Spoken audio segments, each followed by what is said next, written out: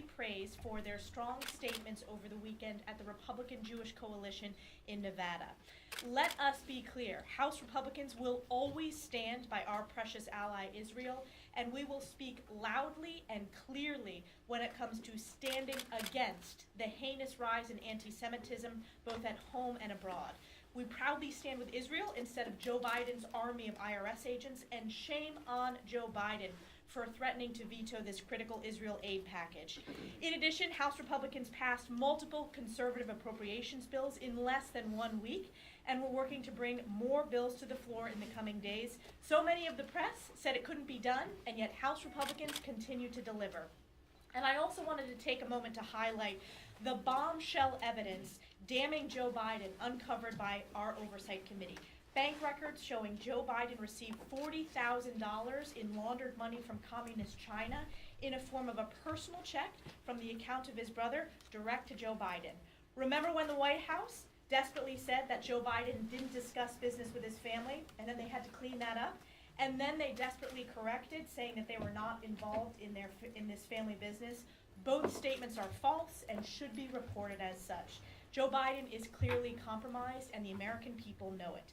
House Republicans will continue to follow the facts to ensure accountability for the American people and deliver legislative results under this new era of leadership with Speaker Mike Johnson. With that, I'm honored to turn it over to my colleague, our whip, Tom Emmer. Thank you, Elise.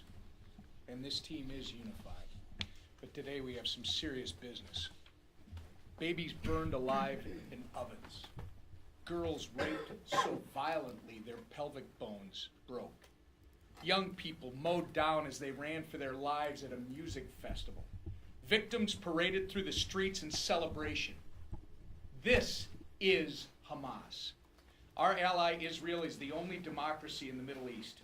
It's fighting for its very existence and defending themselves from unequivocal acts of terror as we speak.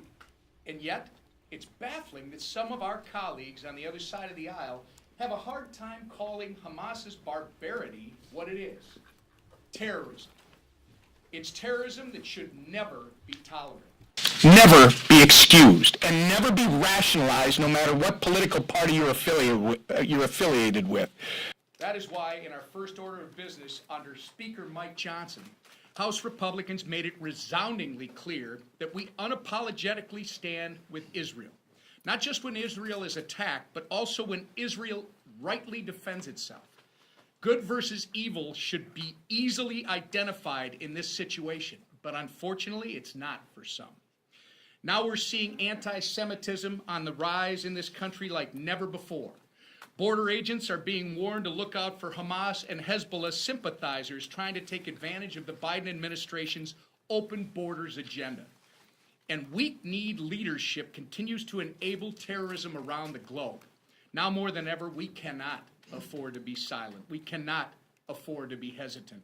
And as much as we may disagree on certain policy issues, we must come together to condemn Hamas without any footnotes or disclaimers. Support our ally Israel and secure our own borders. House Republicans have provided the blueprints to do all of this. I can only hope that the Biden White House and Democrats in Congress will eventually join us in delivering on these common sense policies for the American people. And with that, I turn it over to our majority leader, Steve Scalise. Well, thank you, Whip Emmer. The House is off to another busy start. But if you just look at the first 24 hours under Speaker Mike Johnson, we started off passing a very strong, overwhelmingly bipartisan resolution supporting Israel.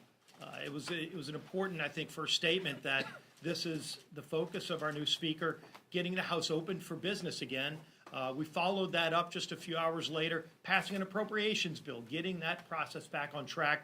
Because now, if you look at last night's action, coming in, passing more pro-Israel resolutions, as well as passing yet another appropriations bill yesterday, two more teed up this week, we will be at over 80% of government funding passing the House of Representatives, and yet the Senate is finally starting to take action because they realize that the House is serious about getting this appropriations process back on track, and our Speaker has made that very clear to our Senate colleagues as well as to the President about what's at stake and about what the focus of the House is on. If you look at today, really important pieces of legislation that we have, not just the appropriations process, but supporting Israel. Of course, we have a critical piece of the funding structure for Israel, bringing the bill to make sure that Israel has the tools it needs to fight and defeat Hamas, whether it's replenishing Iron Dome, some of the other strategic weapons systems that their leadership has asked our administration for. These are things that have gone through a very strict vetting process. We've been working with the leadership of Israel as well to make sure that in a very targeted package, we're going to pass a bill, hopefully very bipartisan, that gives Israel the funding that they need to continue to make sure they can defend themselves from these vicious attacks that Whip Emmer described. We've all seen the horrid details. This is not a time to sit idly by. The House is going to take strong action today to send that message and send that bill over to the Senate as we continue other focuses. And this is something, an area where the administration has been incredibly weak, and that is standing up to Iran. The House is not going to be weak in that regard today. You're going to see a strong bill to come to the House floor to say that we will put sanctions again against Iranian oil to diminish the role that Iran has played in this. As we've seen from the Biden administration over and over these last few weeks, when it's been well chronicled, how closely Iran has worked with Hamas, not just for weeks, months, but even for over a year to plan these attacks. It's not just the planning and the coordination, but the funding primarily comes from Iran. And yet last year alone, Iran, by most estimates, made about $80 billion selling their oil on world markets because Joe Biden dropped sanctions that used to be in place. $80 billion going to Iran to sell oil at a time when he's blocking American oil, President Biden. How psychotic of a policy when you're blocking American-made oil, which is the cleanest in the world, made by Americans, and allowing Iran to sell their oil on world markets, generating over $80 billion for their economy that they use to fund terrorism like Hamas. And so the House will bring a bill today to reimpose strong sanctions so Iran cannot sell their oil on world markets, sending a message all around the globe that you don't need to go buy Iranian oil. You don't need to put money into the hands of the largest state sponsor of terrorism. Get your oil from stable sources like America, but don't fund what is the largest source of revenue for Hamas and other groups all around the world, Hezbollah, so many other terrorist organizations.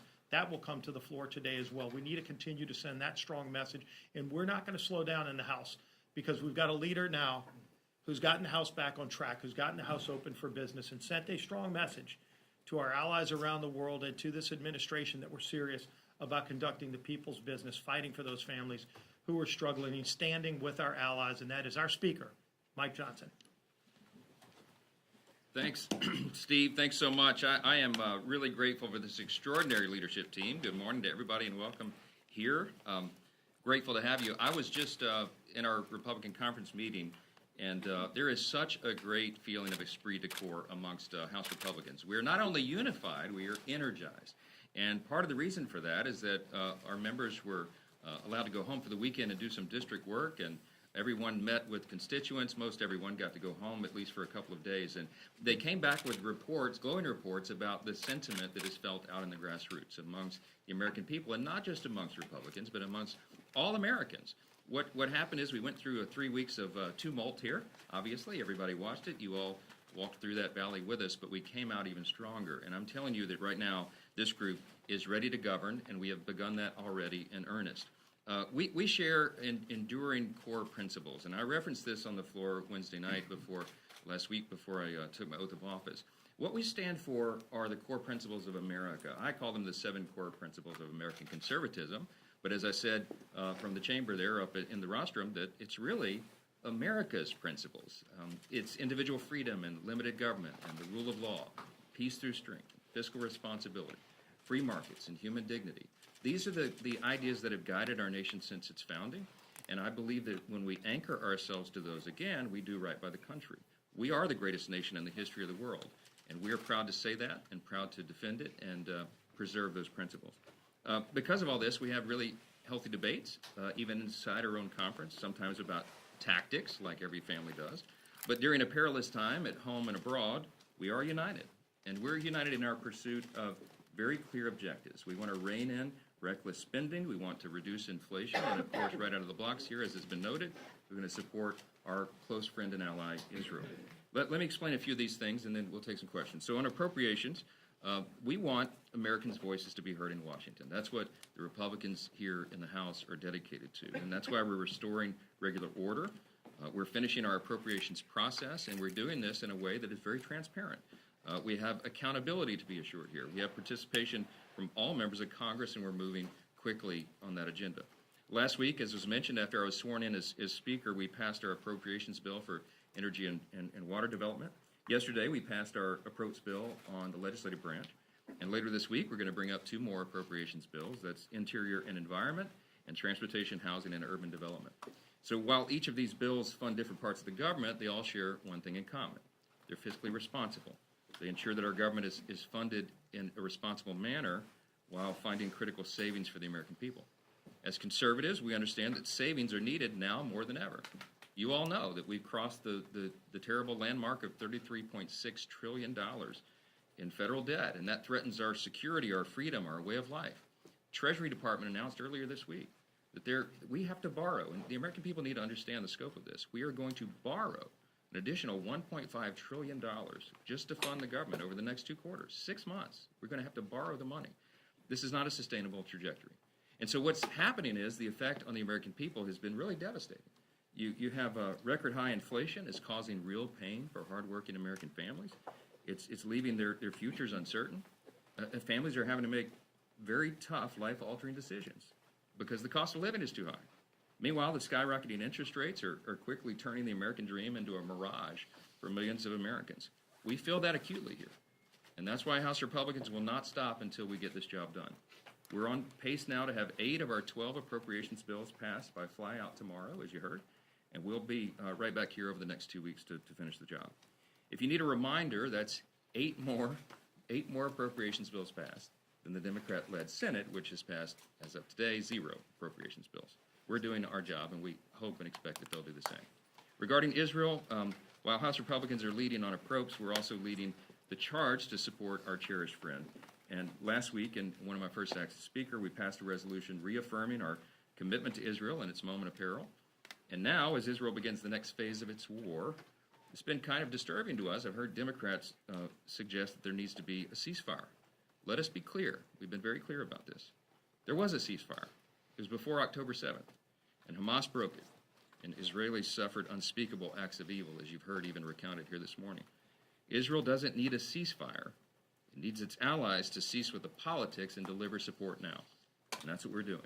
House Republicans plan to do that. We're going to do it in short order, and it provides Israel the aid it needs to defend itself, free its hostages, and eradicate Hamas, which is a mission that must be accomplished. All of this, while we also work to ensure responsible spending and reduce the size of the federal government to pay for that commitment to our friend and ally. We cannot waste any time getting Israel the aid it needs. We're going to work on that.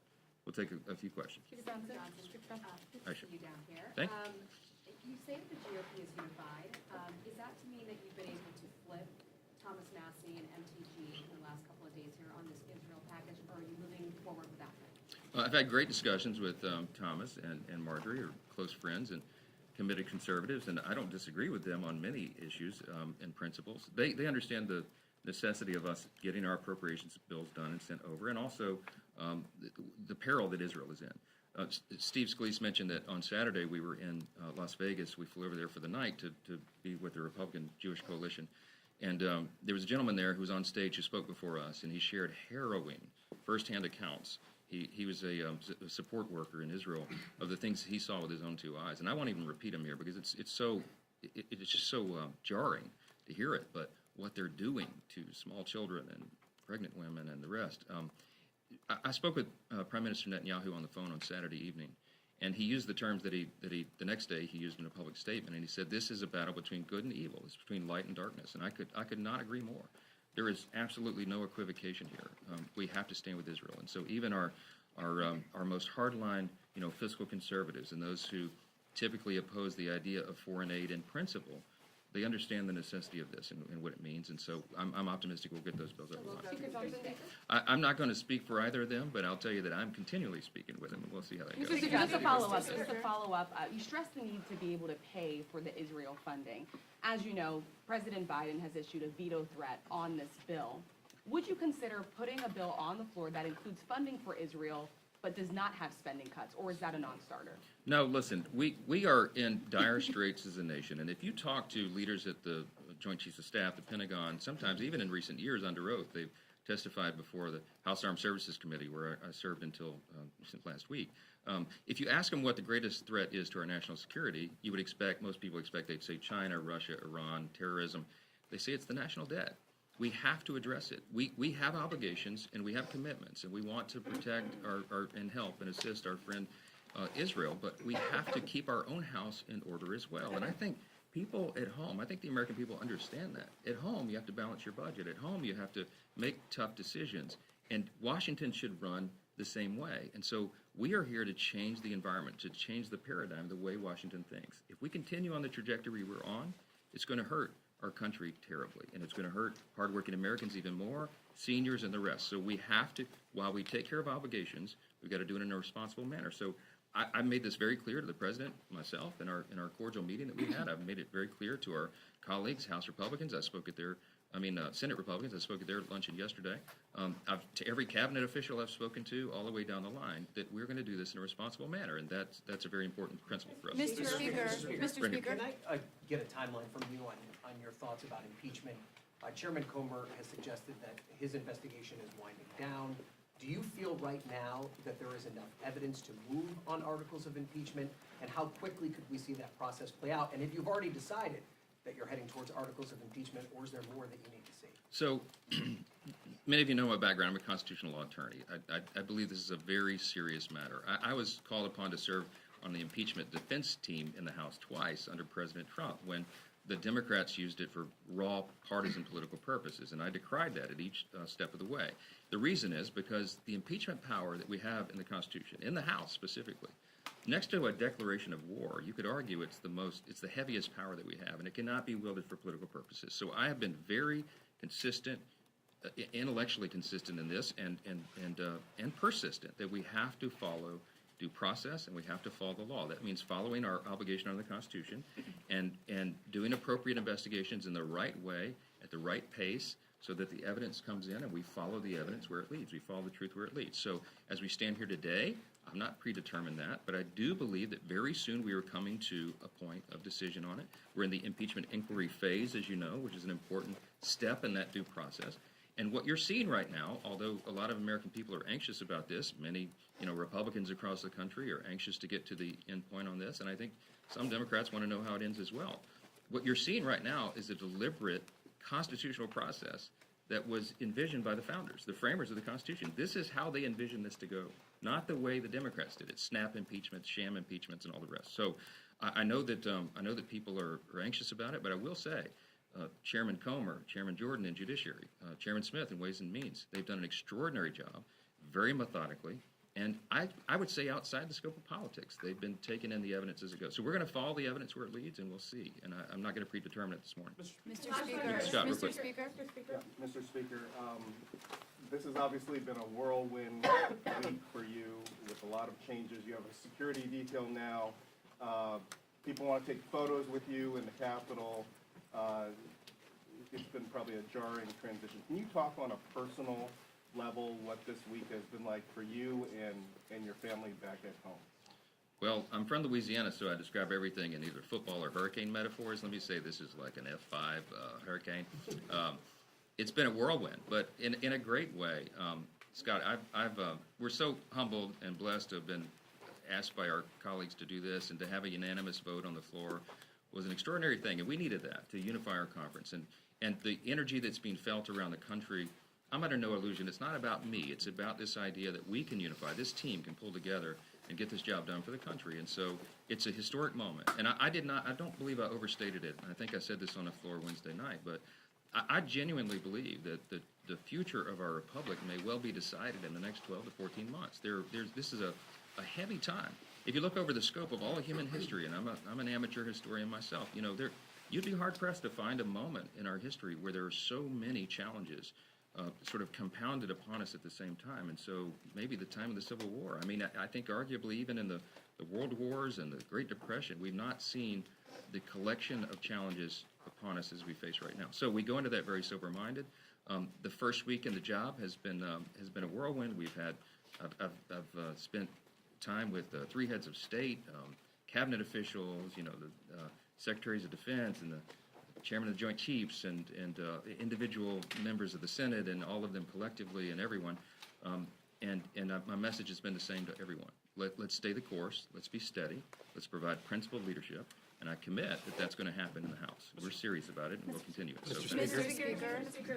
You have some appointments to make as well, whether it be to entail in your debt commission. You said you've been thinking about chair, and you kind of want to launch that this week. I think you said on Sunday, in a matter of days, it could launch. Have you thought about who's going to chair the commission and who you would appoint on intel as well? I've thought a lot about it, but I'm not going to reveal it here. But we have some great candidates to chair the Debt Commission. And by the way, it will not only be bipartisan. I don't know if you noticed, but when I mentioned that on the floor last week, many of our Democrat colleagues applauded that as well. That's a very encouraging sign that this is not a partisan issue. The debt is something that we all have to contend with. And so it's not only going to be bipartisan, but also bicameral. So I mentioned I had lunch with the Senate Republicans yesterday. They were all there.